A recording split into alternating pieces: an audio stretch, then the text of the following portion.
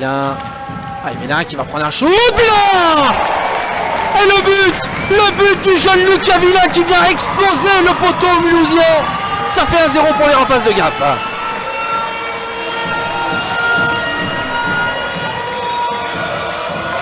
Ah, il avait du champ. Il avait du champ. Je ne sais pas si vous allez voir sur le replay, mais on le voit. Hein, le palais qui lui arrive. Il a beaucoup d'espace. Il prend le temps d'ajuster et il trouve eh bien l'équerre opposé. Le jeune défenseur là qui est venu en renfort depuis Marseille. Eh bien, pointeur avec 5 points. Allez, Pietroniro qui envoie la cage et ça passe. Et ça passe, l'égalisation. L'égalisation de Tchad Pietroniro là qui avait trouvé le portier Gapincé sur sa route et qui a laissé filer ce palais entre les bottes. Rapide égalisation qui maintient les Scorpions dans la course. Ah, petite erreur hein, du portier Gapincé là sur cet arrêt. Un partout. Voilà qui lance les hostilités entre les deux équipes, c'est pas pour déplaire.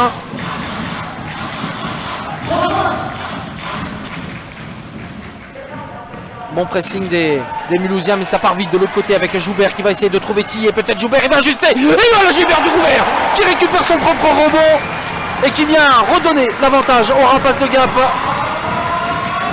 À un peu plus de 9 minutes de la fin de ce premier tiers-temps, le jeune Paul Joubert.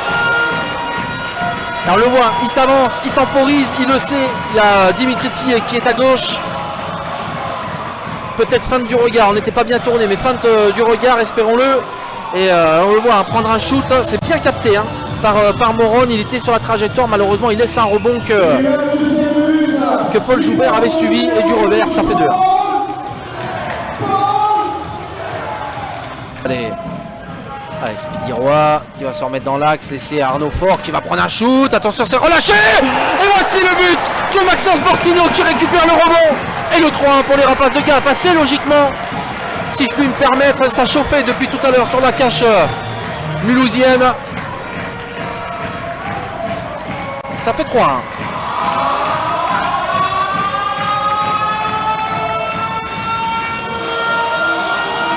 Et c'est le premier but de Maxence Bortino dans cette équipe gapençaise cette saison.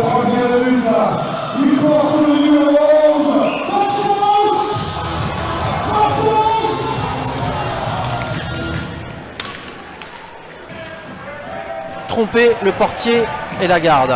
La garde qui va décaler. Et ce palais qui va rentrer.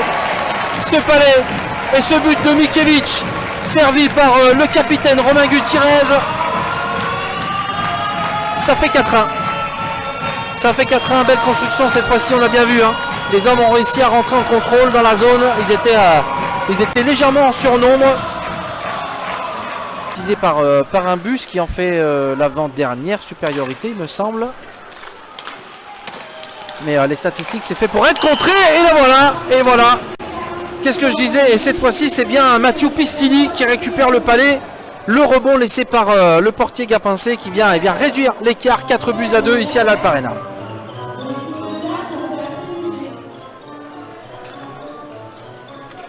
Alors, on disait juste avant, voilà, les statistiques, c'est fait pour être démenti. C'est remporté par les Scorpions et le shoot manqué qui va protéger. C'est Mikiewicz, il va s'avancer, Mikiewicz. Il va profiter à Mikiewicz ce palais là manqué, sur ce tir manqué de la part de Pietroniro. Arthur Mikiewicz qui récupère ce palais en coast-to-coast et qui arrive face à Morone et qui gagne son duel. Le premier but d'Arthur Mikiewicz sur les couleurs gapençaises. Ça fait 5-1. Et là, le 5e but, il porte le numéro